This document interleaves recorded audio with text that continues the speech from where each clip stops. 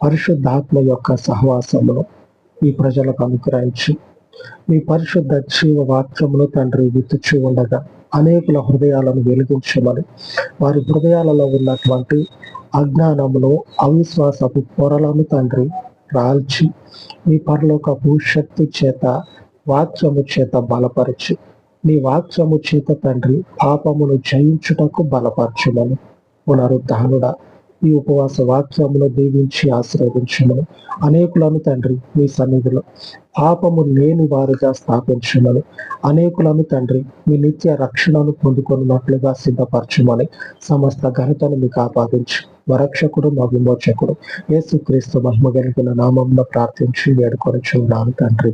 ఆమేన్, ఆమేన్. సర్వోన్నతుడైన మన పరిశుద్ధుని కృప నిత్యము మనకు తోడైంది, మనలను నడిపించును గాక. ఆమేన్, ఆమేన్.